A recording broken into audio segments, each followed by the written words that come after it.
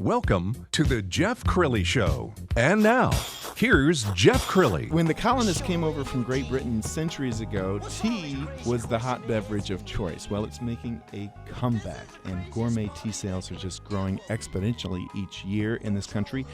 Brenda Sterling Myers is the president and founder of Sterling Tea, and she's brewed up some great things for us. Brenda, thanks for joining the Jeff Crilley Show. Thank you so much for inviting me. Okay, so let's first of all talk about the industry as a whole. Gourmet, I mean, when we talk about tea, we're not talking about Lipton.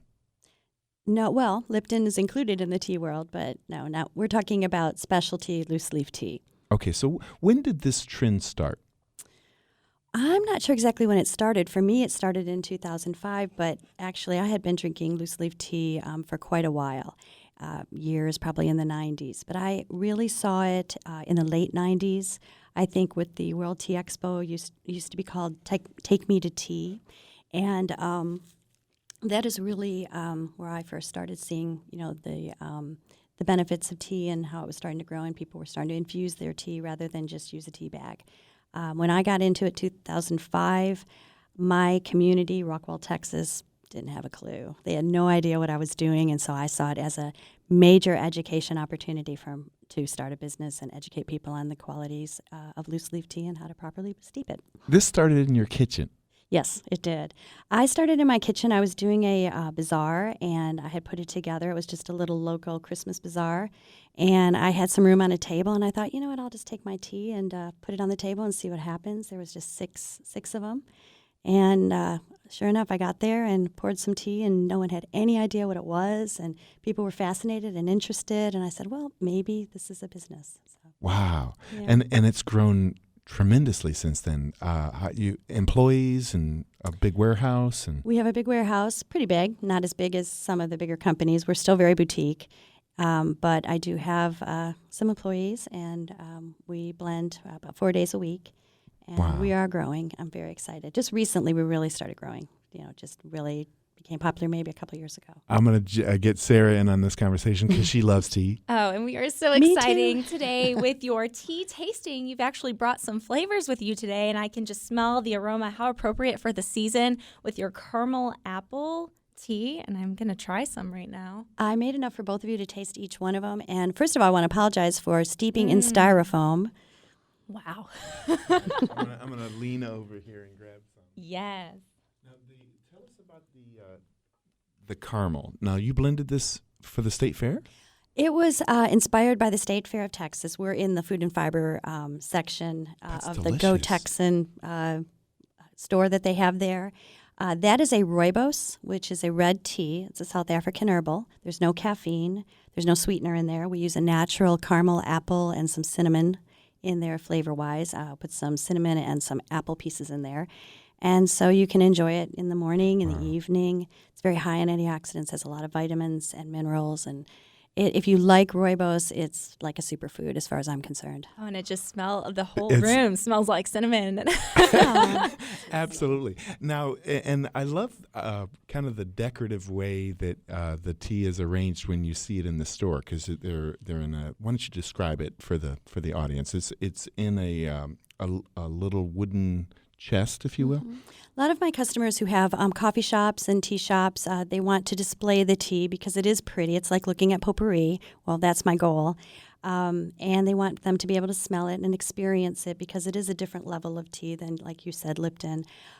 So I've built these boxes, and I call them exquisite tea chests, and inside of them there's 6 tins and a little description of each of the teas. So if the customer comes in, they can open up the tin, they can smell it, they can see it, and they can also read about what's in it, if it's caffeine-free. Answers a lot of their questions before they order it. The other thing that I'm fascinated by is that these are your own recipes. I mean, you're creating these, aren't you? Yes. Like if you were making cookies or making a cake, to me, that's what tea blending is. Are you always looking for the next flavor, like Baskin Robbins is looking for the next hit? There are definitely trends in the tea industry, flavor trends, herb trends, tea trends. Matcha is really big right now. Hibiscus has always been big. We do a lot more with hibiscus. Caffeine-free is huge. More and more people are learning about oolong, so I'm doing more with oolongs, yes. So I look at the trends. I look at the flavor profile trends. Big part of it is Dr. Oz. He seems to dictate what a lot of people are asking for. It's hard to keep up. Wow. Tell us a little bit about the first trend of tea that you had mentioned. I had not heard. You said Matcha. Matcha? Matcha is a pulverized green tea, and it's used in cooking, and it's also used by itself. You infuse it in hot water, and you whisk it. And I like to put it in my protein shakes. Like if I make a chocolate protein shake, I'll put a half a teaspoon of matcha in there, blend it up with a banana, and all of a sudden, I've got this power drink. Because you got your greens, you've got your antioxidants, and then, of course, matcha has that caffeine-type buzz, so it gives you a lot more energy. You can put it in breads, mixes. We've put it in cookies. You can make it ice cream. Green tea ice cream has it in there, Really? in some forms. So matcha is hot, and matcha lattes are becoming very trendy in a lot of coffee shops. Wow. Let's try another one, Sarah. What you Okay. I can't help myself. Over there. I hogging put jasmine all the pearls tea. in the center for you because that's my favorite, and you said that was yours. So, Oh, absolutely delicious. but again, I was starting to say that I apologize for brewing it in styrofoam. That's the only thing we had here. Definitely, when you have a cup of tea in bone china, or even a thinner mug, glass mug, your tea will taste much better than styrofoam or even paper or plastic. Are there trends around the globe, like the tea that we would drink at a typical British, tea time, different than what we would drink in Asia? Probably. I mean, you'd probably see more black teas if in England because they're kind of Indian-based teas. Sri Lankan teas like Ceylon, you'd probably drink more of black teas. And I would think in China, you would drink more green teas, Right. especially if you're in the Fujian area. That's where you have the jasmine and the white teas and the oolongs. And so, but not to say that they don't have great black tea in China, because they do, like Yunnan and just a straight China black, and Pu'er is in that category as well. So, For our Jeff Crilley Show listeners that are just unfamiliar with the different types of tea, can you tell us the difference between the white tea and the green tea? And that's a whole course. Yes. Well, so all tea, black, green, white, are all from the same plant called the Camellia sinensis tea plant. It's grown in several countries in the world, and the goal is to pluck the two leaves in the bud, and then you process it differently depending if it's black, green, or white. So for a black tea, they will break the cells of the leaf and expose it to hot air. So you know how you bite an apple and Right. it starts out white and then it turns brown because of the air? Well, that's what's happening to the green tea plant. So this tea plant starts out green like a leaf, and then with this exposure to hot air, it converts it to darker and darker and black. And then they grate it and sift it, and that's how you get your different levels and different flavor profiles of even a black tea. Green tea is going to be either steamed or pan-fired, and that'll give you different tastes. Like sometimes if you have more of a vegetable or spinach tasting tea, that's going to be more of a steamed original tea, as opposed to a pan-fired tea, which will be a little bit more nutty. And then a white tea will have the bud, and that's only grown in very certain regions, and they're just usually going to steam it.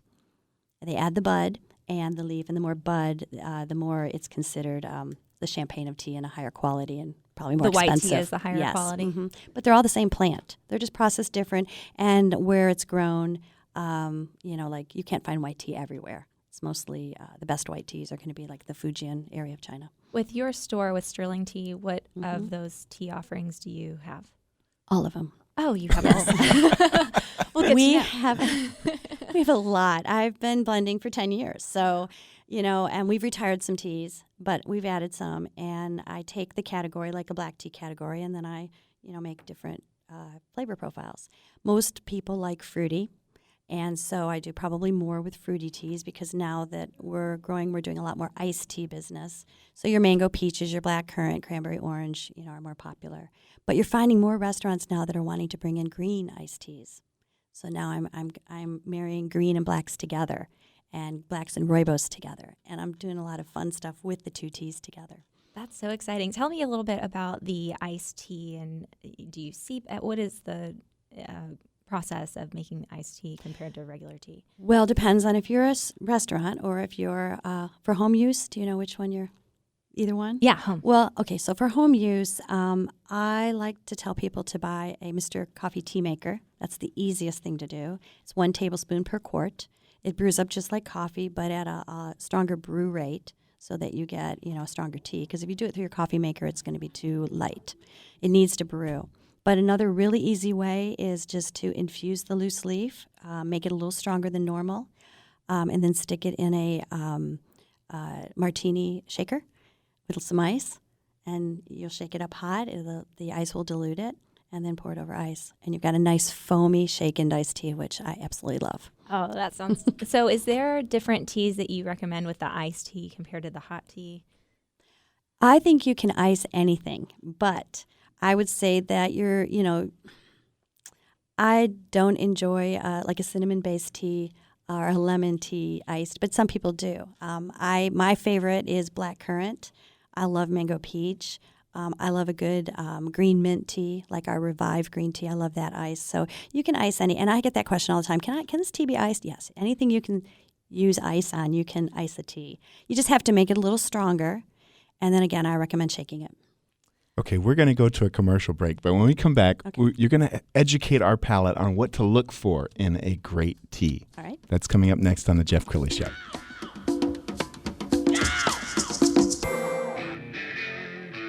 Welcome back to The Jeff Crilley Show. My guest right now, Brenda Sterling Myers. She is the president and founder of Sterling Tea. That's sterlingtea.com. Thank you for joining us for a second segment. I'm loving this because she brought a bunch of fresh tea for all of us, and Kevin's going to be joining us on the board as well. I want you to educate us, Brenda, on what we should be looking for in a fine tea. I mean, is it similar to going to Napa and tasting a great wine versus an inferior wine? There are a lot of good teas out there now, and they're going to continue.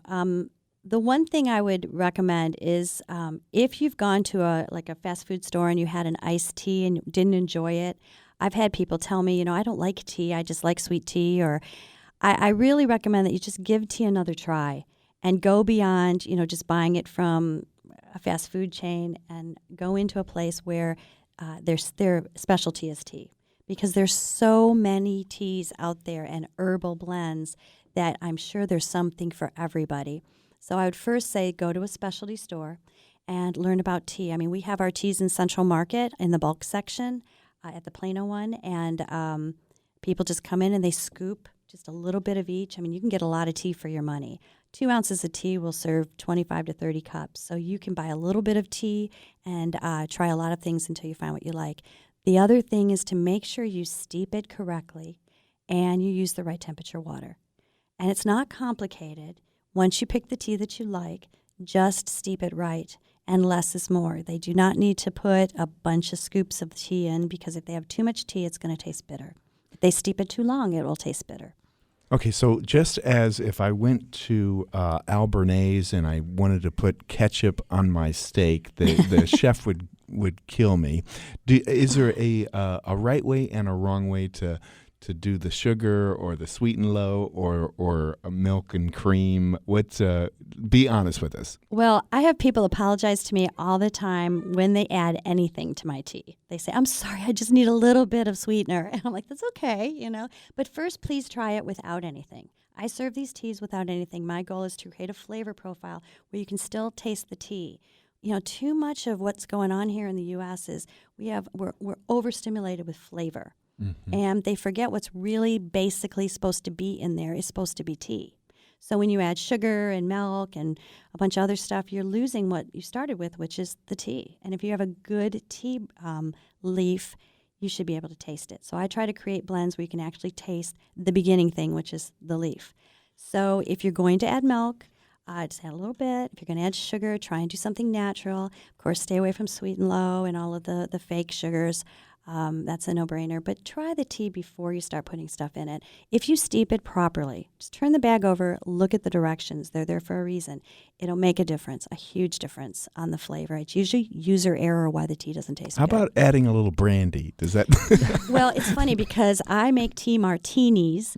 And tea teeny? tea teenies. We have a hibiscus tea called strawberry hibiscus, and I'll add a little Grand Marnier and some vodka, and all of a sudden it's the new what are those called? Cosmos. So, but there you can do fun stuff with tea, and you're going to start seeing more and more at restaurants and at bars where they're creating tea martini drinks and. It's called tea Long drinks. Island iced tea, isn't it? No. Hey, No, Kevin. but what's great about it is now you're adding something that doesn't have calories. So if you're going to have vodka and tea, it's going to be a lot less calories than vodka and juice. Kevin, what questions do you have for Brenda? Well, first of all, I just want to let you guys know that coming back from that break, that was Tea for One by Led Zeppelin. I did that just for you. Thank you. And I could could appreciate that. I'm the guy you're wondering, like, where's that voice coming from? I'm I'm right sorry. over here. But I'm blown away by the complexities and the intricacies that go into crafting these teas. And I want to know, how do you go about selecting a new flavor when you want to create something new? Well, we start out with a very small ratio, because I do everything by the gram. So if I'm going to start a new tea, I will start out with maybe 10 to 20 grams of the base, and then I'll add a little bit of flavor, and then I'll start adding the accessory like the mint or the flowers or whatever. And so I start with a small batch. And then when I find that I like it, then I increase it to about 100 grams. And then from there, it turns into our regular blend. And then I try to not make too much of it because I want it to put it out there to some of my favorite customers and get their opinions, which is what I've always done since I started. And I know a lot of people these days are trying to be a little bit more healthy in what they consume. And you see not as much real sugar as you do artificial sweeteners. And I'm wondering, does that affect, the quality of their product? Because you said sometimes people do want to add something a little extra sweet, but is there a difference if you want to use real sugar as opposed to fake sugar in terms of the taste? Well, I don't put any of that in my tea, so I couldn't answer that question. I don't use fake sugars because there's a lot of other damage that's a different show. But but if you're going to add something like honey, or some people like agave. I like jeweled sugar, which is what I call jeweled sugar, which is like the rock sugar from Germany. That will help sweeten your tea without overdoing it. I think the last thing I would use is white sugar, just because it's so processed and it's just so too much. So something more natural and pure. Yeah, if you're going to spend money on a good loose leaf tea, don't ruin it by putting something cheap in it. Try to maintain. Well, I'm not sure which one the one is that I'm trying right now, but it is absolutely fantastic. I made sure I had a clean palate before sampling, and it's absolutely delicious. And there's no sugar in there. And there's no sugar in No there. sweetener at all. No sweetener. No calories at all? If it is, it's very minute. If, there might be some in the apple piece if you're drinking the, caramel apple, so I can't say it's 100%.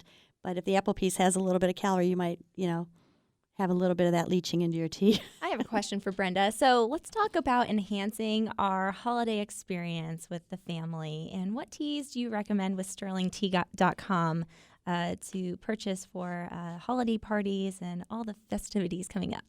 Well, one of them that I brewed for you is called Eskimo Kiss. And it is a black tea with dark chocolate, caramel, and those are natural flavors, peppermint, and coconut.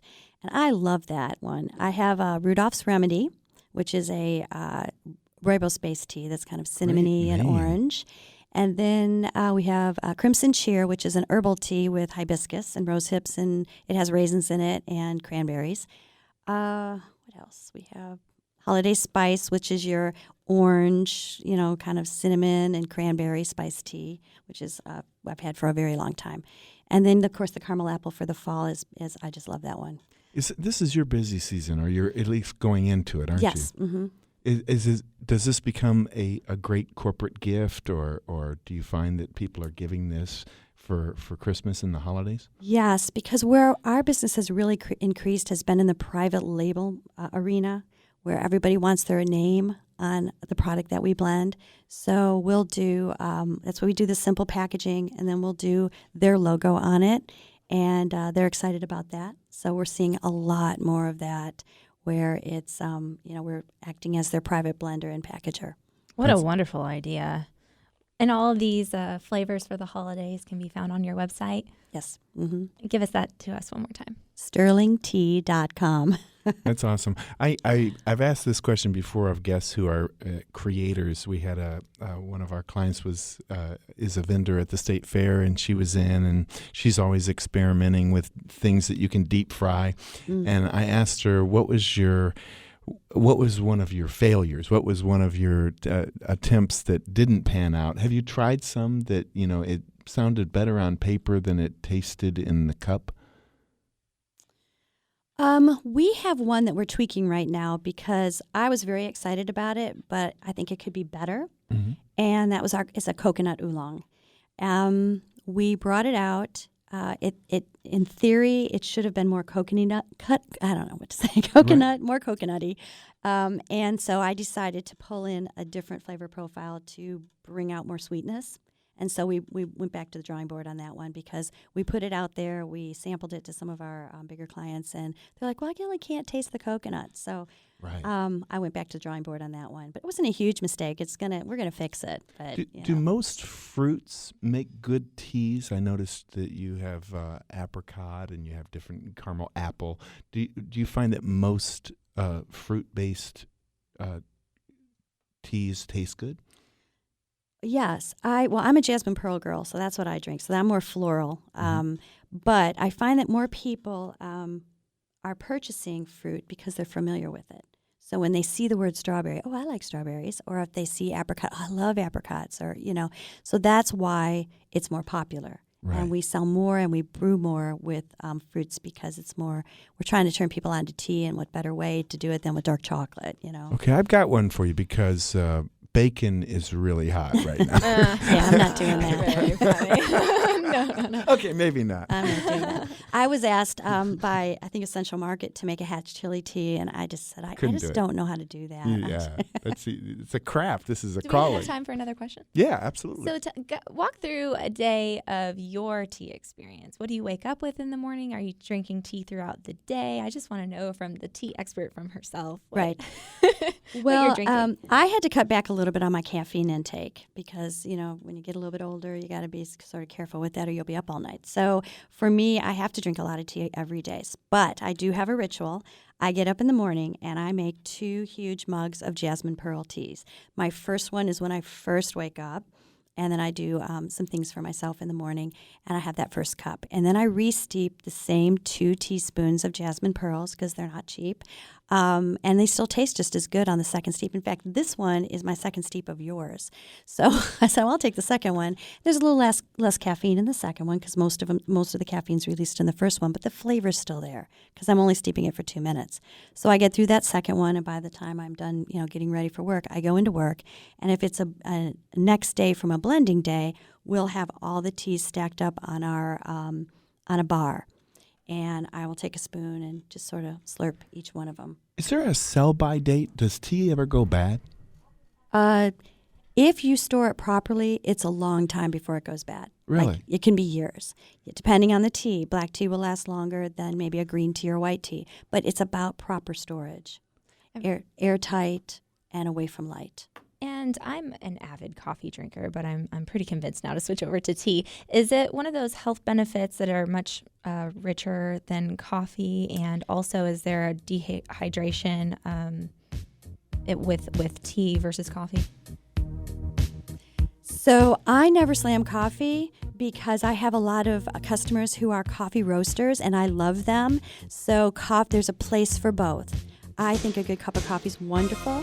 But Brenda, we're unfortunately out of time. I think we're just going to have her back. And we're going to have to have you back. We did a half an hour and it flew by. That's the Jeff Crilley Show for this Saturday. KFXR, Dallas, Fort Worth. Talk Radio 1190.